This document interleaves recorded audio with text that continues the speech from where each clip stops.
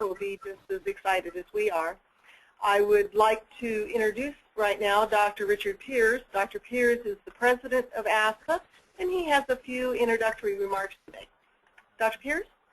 Hi, this is Dr. Richard Pierce. I'm president of ASPA, have been so for the last couple years. And in response to the needs of the independent physicians in the Valley and around the state, we have decided to our initiative is to try to do a physician integration network, tying together the physicians with electronic medical records and health information exchange to allow the physicians to stay independent and try to get the best advantage from the technology available to us at this time. We would like to help each and every independent physician remain so and allow us to leverage our position as integrated physicians as an integrated network in the future to work with and take advantage of some of the shared saving programs that would either be through Medicare or through a private carrier. If we can proceed down this road, we feel that the doctors will be the independent physicians will be much more in charge of the information that is necessary to be competitive in the market and stay independent from the various entities such as hospitals or health plans that may want to employ the independent physician or run their integrated networks, but not to the full advantage of the independent physicians. I'd like to introduce Paul Bessenbinder, who is our Chief Technology Officer that has been behind getting all the essential components put together so we can form the integrated network going forward. Paul?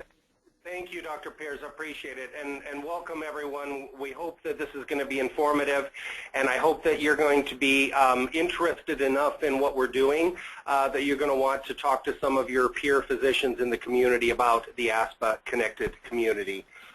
So again, my name is Paul Bessenbinders. I work under contract to the Arizona State Physicians Association, and I've been working directly with the board and with Connie Richardson, the executive director of ASPA, to create what's known as the ASPA Connected Community. And we've got some really exciting things that are happening right now. I know that every physician out there is probably a little bit stressed about hearing about all the different ACOs and who's doing what in healthcare reform. We actually believe that we've got something that we can bring to our membership that's going to provide a way for independent physicians to remain independent but really control their own destiny rather than being forced into or encouraged into other relationships where the independent physician is diminished. So today we're announcing the ASPA Connected Community, and if you look at the title page of what we're doing here, I'm sorry, John, can you get that out of the way? Yeah. If you look at the title page, at the ASPA Connected Community is launching a new payer contracting entity powered by clinical integration services. That's a lot of words, but let us tell you what we mean by that at a high level, and then we'll get into it in a little bit more detail. As a messenger model IPA, there's only so much ASPA can do to bring together independent physicians and to bring payer contracts to you. Clinical integration, which I'll talk about in a little bit more detail, is really the driver behind when can physicians start to act more like a group and actually enter into agreements based on the quality of care they provide and actually receive a contractual arrangement that recognizes the quality improvements, the care improvements that we can do as an integrated network of independent physicians. So that's what this is all about today, and we're introducing some partnerships and some programs that I think will be very excited for everyone. Okay. One thing I want to add real quickly, this may bring up some questions as we go through this. If you'll notice on your WebEx little tab at the top right, there's the ability for you to answer questions. If you want, if you want to submit a question, please do so, and we will address it at the end of the formal presentation. So what are we doing with the connected community? There's really 5 goals that we're trying to do. At the end of the day, this is about clinical care. This is about patient care. So our goal in the ASPA Connected Community is to improve care, improve outcomes, and engage patients in their own care. This is the driver behind everything we do. If this helps us become more efficient as an organization of independent providers, if this helps us secure payer contracts in an arrangement as a clinically integrated group, that's great. But the number one thing is we want to improve care, we want to improve outcomes, and we want to engage our patients. We also are looking to drive practice operations from an efficiency and quality standpoint, not just your own practice, but also how you interoperate and collaborate with the same physicians that you already practice with, refer to, and consult with in the community. Our goal as part of proving ourselves as an integrated organization that can deliver these benefits is to show that we can also manage costs. So we want to reduce unnecessary and duplicative costs. In no way will we ever restrict care, but if there is things in the care delivery model that is unnecessary or duplicative, rightfully so, we want to make sure that that does not happen. And ultimately, as the ASPA Connected Community, and I'll talk about the details of how the ASPA Connected Community has to be the one to do this as opposed to ASPA, we want to bring new payer contract opportunities to the member providers. This will include a variety of different existing payer contracts, new payer contracts, emerging payment models. Everyone's heard about shared savings. Everyone's heard about ACOs. Everyone's heard about outcome-based pricing.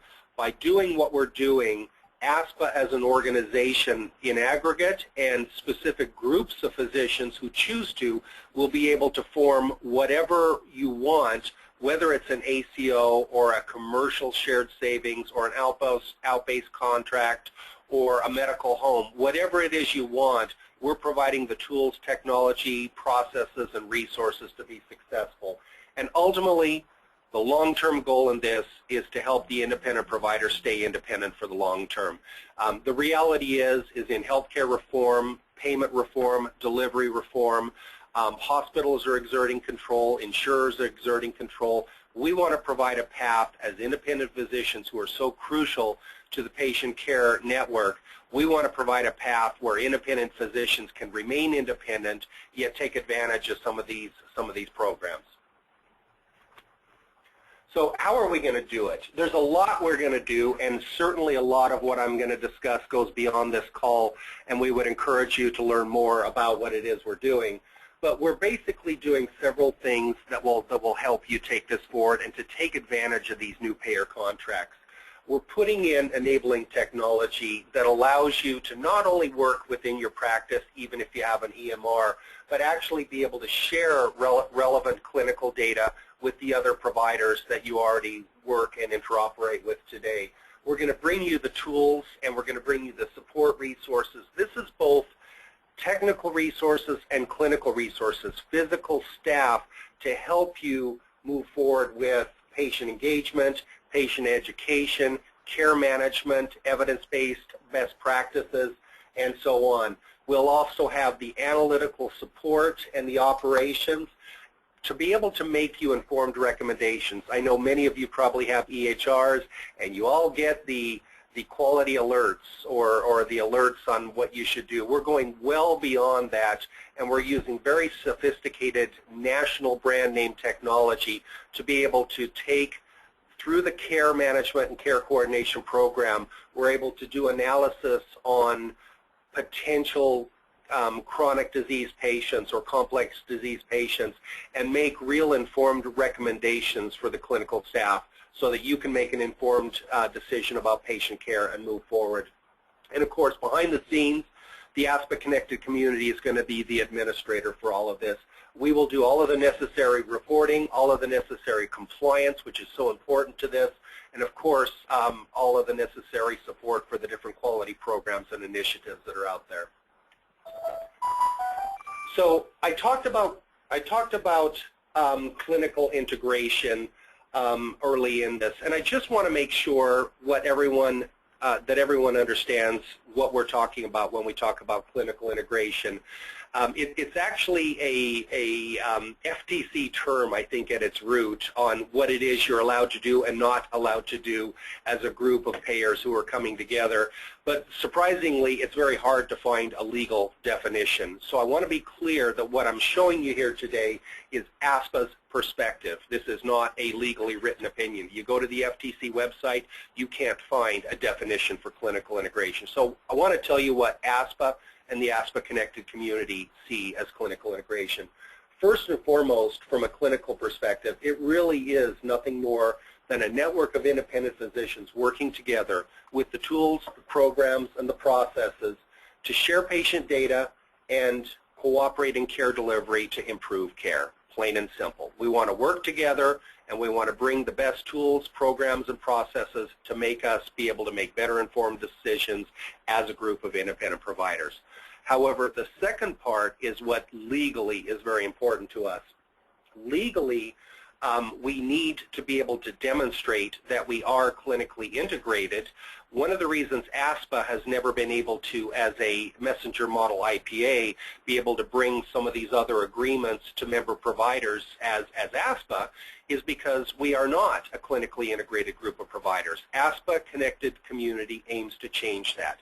Everyone who participates in the ASPA Connected Community will be afforded the opportunity to participate in these clinically integrated programs, have the technology to support it, have the people power to support it so you're not adversely impacted in your practices, and be able to pursue payer contracts that in return for improved care, in return for improved outcomes, we will be able to negotiate fair and better contracts in terms of shared savings, in terms of outcome-based pricing, and even as we demonstrate the quality, an overall payment picture in fee-for-service. So here's the things at a very high level that we're doing, and we are making a formal announcement of this in terms of who we're working with, how we're doing this, how we're going about it. But there's three basic pieces to this. There's a clinical piece, there's an operational piece, and there's a contractual piece. Obviously, again, at the clinical level, the most important thing is we are providing guidance and support for you to help you with evidence-based care delivery, to help you better manage your chronic cases, your complex care cases, to do effective disease management. We all know you practice good medicine today. This is the ability to be able to work with others as a community to do it better as a community. And then we'll have the clinical decision support tools and analysis to support you in that. From an operational standpoint, we have partnered with some of the major players in the industry to be able to bring care management tools to the table and programs to actually be able to do effective care coordination and help patients through care transitions in the healthcare system. We actually are bringing the human resources, real care managers, RN-level care managers to support these new payer contracts, to help with patient education, to help with the engagement of the patients, and be able to effectively do good clinical planning and patient engagement to improve care. And then underlying it all is clearly the enabling technology that we've talked about in terms of sharing that data to make all of this possible from a technical perspective. But then at the end of the day, we're all practicing physicians, except for me, I'm not. We're all practicing physicians. You know, we are in this to be viable and, and ongoing concerns as business entities. So we will be entering into new agreements that I'll talk about shortly. And I want to make it clear, you'll see that it's always fee-for-service plus something. ASPA has no intention of taking on risk. These programs are going to be risk-free to you. We've got support resources to help you. Once we demonstrate our capability, we will be entering into these agreements that compensate you as you are compensated today and allow you to get additional reward linked to improve outcomes and improve care. So it'll always be fee-for-service plus a shared savings component or an outcome or a per member per month medical home fee. And ultimately, if we demonstrate true clinical integration and we demonstrate improved care and outcomes, we may in fact be able to, as a clinically integrated group, negotiate overall fee-for-service agreements that reward us for our clinical outcomes. And then, of course, as I mentioned before, we'll be providing all the administrative support for all of the above. So, question is what does it mean to be a member of the connected community, and how do you go about being one? ASPA has 2,400 members. We are incredibly important to the payers out there. We're incredibly important to Medicare, to Medicaid, to commercial payers. We are a large network, and if we can harness the 2,400 physicians, over 800 primary care, 1,600 specialists, if we can harness that group to basically drive these clinical integration programs, we are extremely valuable to the payer community. So consequently, we're extending the membership to everybody. If you are an ASPA member, you will be an ASPA member, you'll be an ASPA Connected Community member as of, you'll be getting some paperwork in early March here about the ASPA Connected Community. So your acceptance in the ASPA Connected Community, as long as you agree to, is guaranteed. You will be a member of the ASPA Connected Community. That means you can immediately start taking access of the enabling technology that we're talking about. You'll immediately be able to sign up for payer contracts as they're introduced. And you'll be able to access the clinical support, the care managers and resources that we referenced as soon as those contracts go into force. There is a fee, and I will talk about that in a second, but you do need to pay the dues to be part of this membership. We believe that the value of the payer contracts alone will far outweigh what the dues will be, and the additional resource that's available to you in support of these contracts will just add on to that. For clarity, you're not required to be an ASPA Connected Community member. You may opt out. That is your right. You may opt out of any individual payer contract, and you may opt out of the program overall. But for clarity for everyone, if you are not a member of the ASPA Connected Community, you cannot take advantage of the technology, and you cannot take advantage of these new payer contracts unless you remain a member of the ASPA Connected Community. Now, a lot of the health systems in town, and we won't name names because we think there's some very valuable partners in the health systems, they want you to join and be part of their program for everything that they do. We will let you pick and choose your contracts. If a contract is, we will present every contract to you. But if there's a contract that you're not prepared for or you don't want, you will not be forced to take part in that contract. If all you want at the end of the day is the technology and have access to better clinical data, that's fine. We believe you'll want to have the payer contracts, but you will never be forced into all of them. And so ultimately, though, if you do want to be part of those payer contracts, you do need to be part of the ASPA Connected Community. So, you know, it begs the question, why did we do this? And many of you, if you've been in any of our earlier presentations, we talked about our strategy. Now we're there, we're doing it. But at the end of the day, why we're doing this is very clear. Healthcare reform, and I hate to use that term because it has bad connotations as well.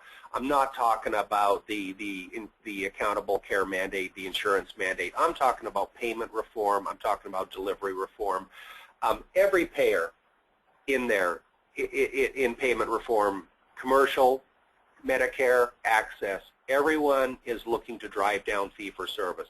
Everyone's looking to tie physician payments to outcomes or to verifiable shared savings. So the fact is this is the way this market is going.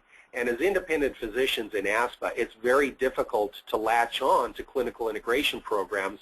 It's difficult to latch on to these new agreements without hitching your wagon to a hospital or a health system who has the capital to do this. That's why ASPA stepped in. We firmly believe that physician leadership in what we're doing is crucial to this. So ASPA has taken the initiative to build this program so that as physicians, as a group of physicians, we can create these clinical integration programs, we can negotiate these payer contracts, and we can deliver improved care as a physician-led group, and we can enter into these payer agreements that reward us for improved care.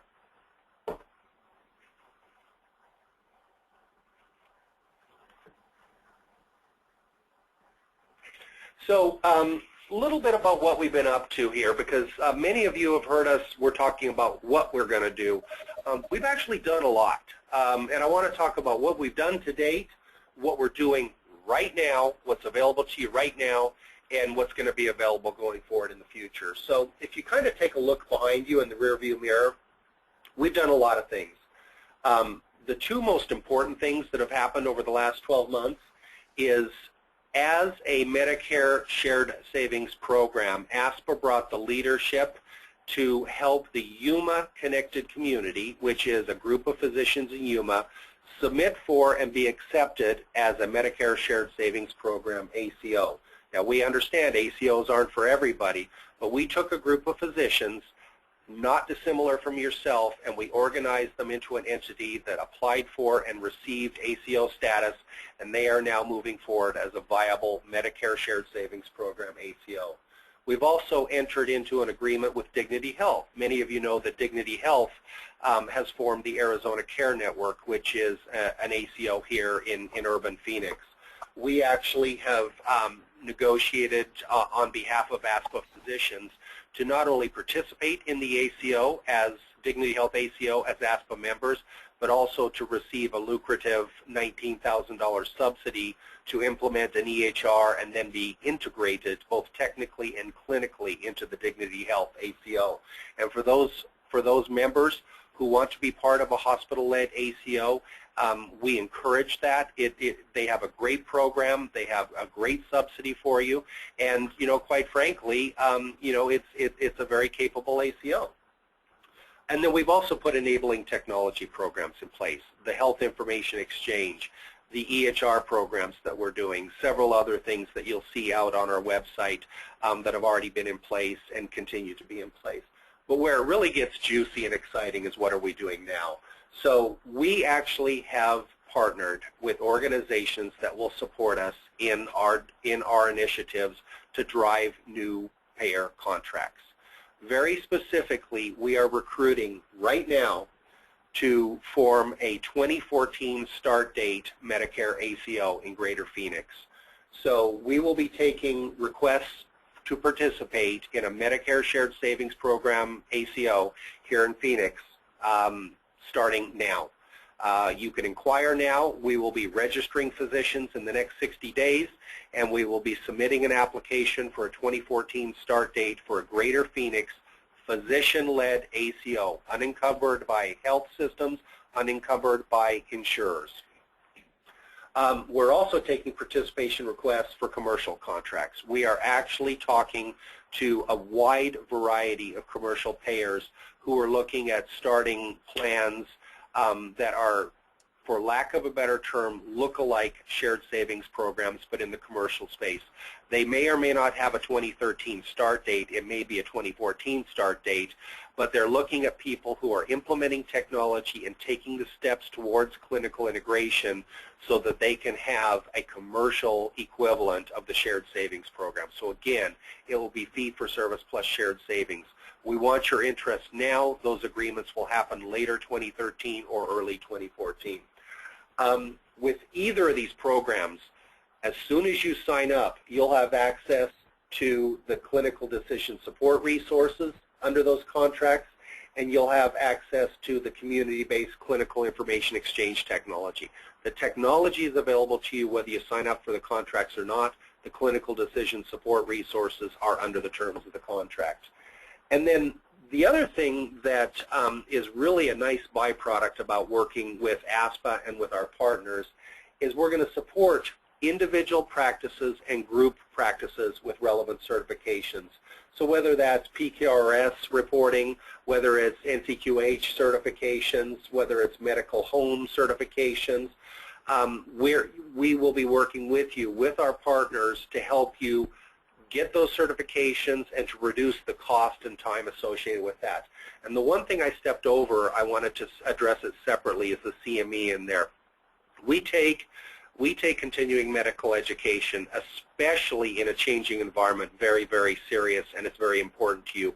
We will be introducing in 2013 CME programs that all ASPA Connected Community members can take advantage of.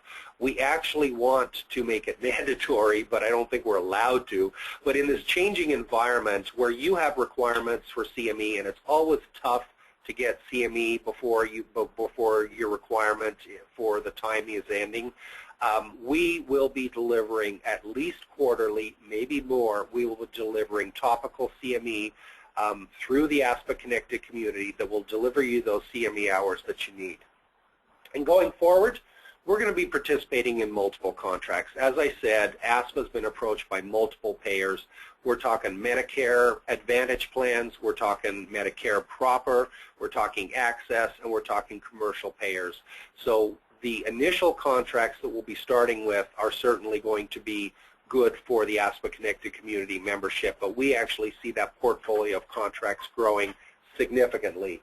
And then ultimately, we will be integrating under the terms of these programs to the different hospitals and health systems and other facilities around Maricopa County and beyond.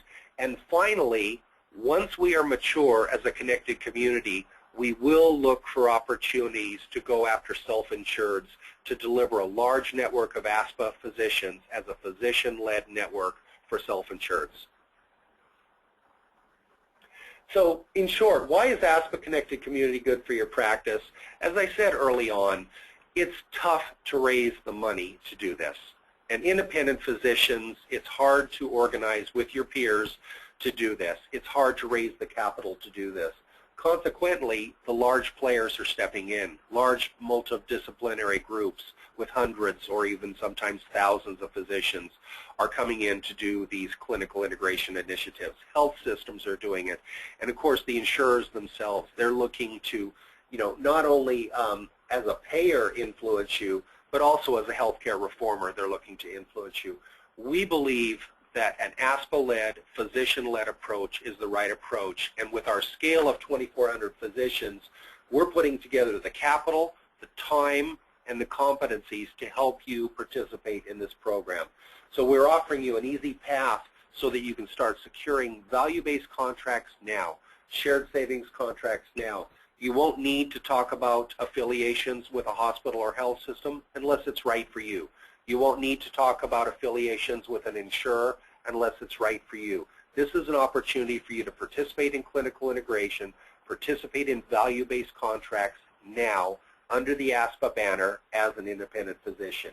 You can retain your independence, you can secure, you can improve patient care, and you can secure new payer agreements under this model.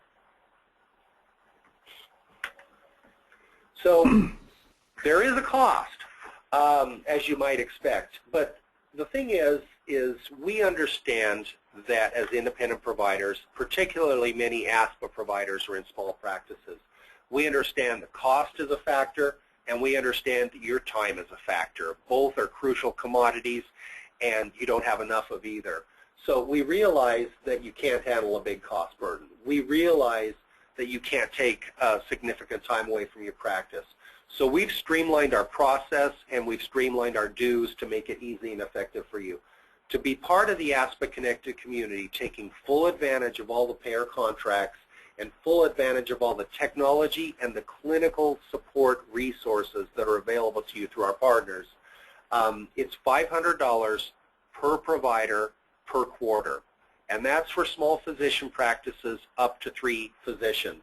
If you are larger than 3 physician practice, or if you have, if you're not an MD or DO, if you're mid-tiers, physician extenders, there are pricing concessions. There's a few variables. I didn't want to cloud the picture here, but ultimately, It's a predictable $500 per provider per quarter, and all of the technology, all of the support processes, all of the clinical resources, and all of the payer contracts are available to you today.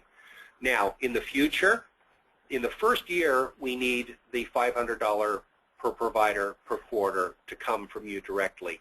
In the future, as we enter into the shared savings contracts, or as you accept the shared savings contracts, you'll have the option of paying those dues directly from the proceeds of the contract, so it'll basically be factored into the agreement that you have, okay?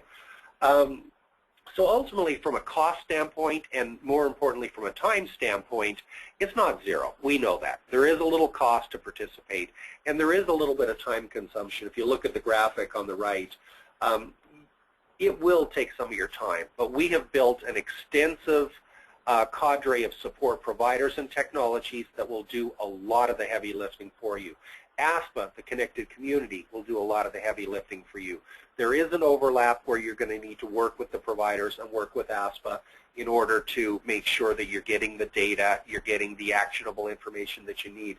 But at the end of the day, it's going to make you a more efficient practice. It's going to increase your delivery capability, and it's going to increase your capacity to take on new patients, to take on new contracts, and to take on new clinical integration initiatives.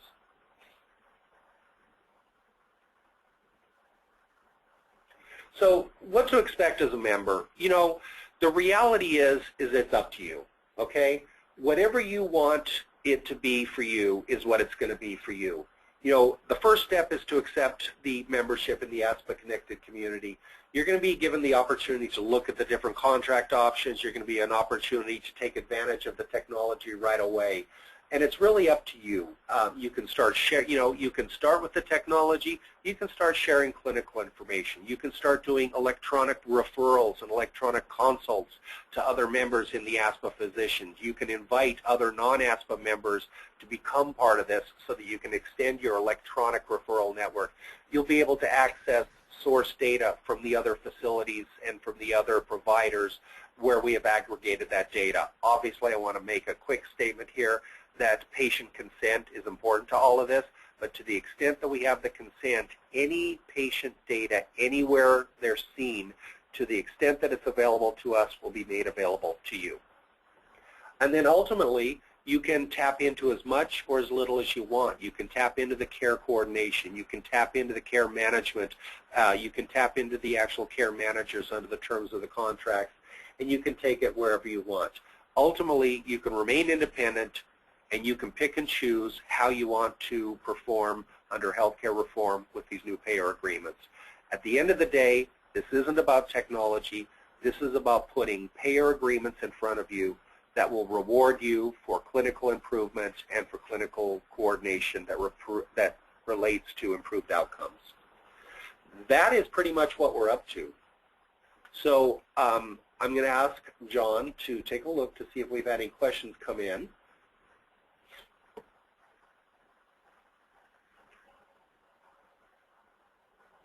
And I know one of our other panelists, we have another board member with us, Dr. Robert Bridge, is also on the call with us. I don't know if you want to add anything on the tail end of this, Dr. Bridge, but I want to open that to you very quickly if there's something you would like to add to the providers on the phone.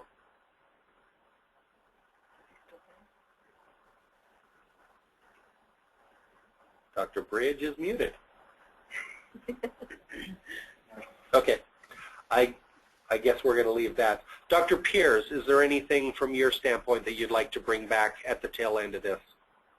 Well, this is something that we have been working toward for several years, trying to minimize the impact of the hospital systems taking over care on the independent physicians. And I think we finally gotten all the pieces in place to make it workable for any small practice or even a large practice for that matter that would want to take part. And I think that as we integrate, we will be able to provide better services mainly in the way of timely service and decreasing duplication of service, which if it shows that we can save some money, then we will be able to go after those shared contracts. Thank you, Dr. Pierce. For the attendees that are out there, everyone is muted.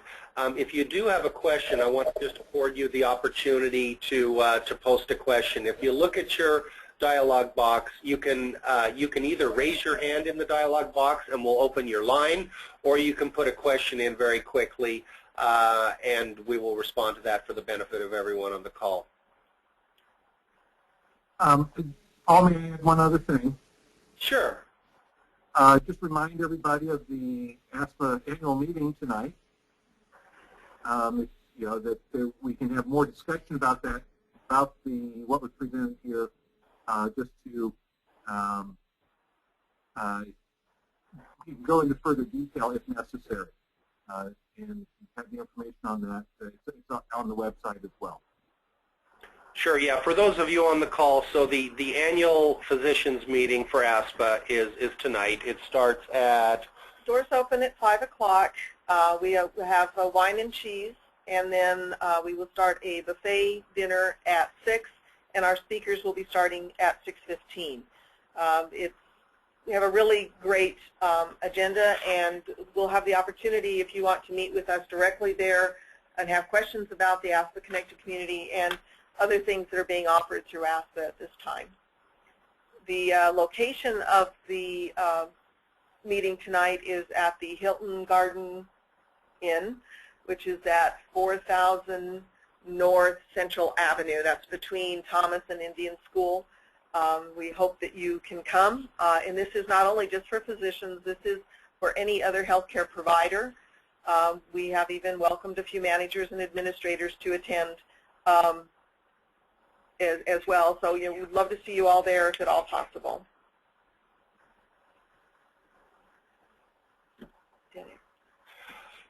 Okay, we're just looking to see if there's any other questions. I don't see any questions coming in. I had one request to if we can get a copy of the PowerPoint presentation. Yes, we'll send it out as a PDF for everyone who wants a copy. I believe we have everyone's email on the call, right? So for everyone who's on the call, we will send you a PDF copy of the presentation, and I do encourage you to share that with others. We will also be putting this on the ASPA Connected Community's website in the next couple weeks, so it will be available there as well. So I know time is money, and time is also a valuable commodity, so I thank everybody for your time. I hope this was valuable to you. I think ASPA and the ASPA Connected Community are basically on a new charter here that's really going to empower our independent physicians and really make them a force to be reckoned with in the community. So I thank you for your time. Our contact information is on the page there. Connie's information is there. My information is there. And there's an email for the ASPA Connected Community. We also encourage you to go to the website. There will be significant updates to the website over the next 2 to 3 weeks. So keep tuned, come out and check, and we thank you for your time. Thank you. Thank you.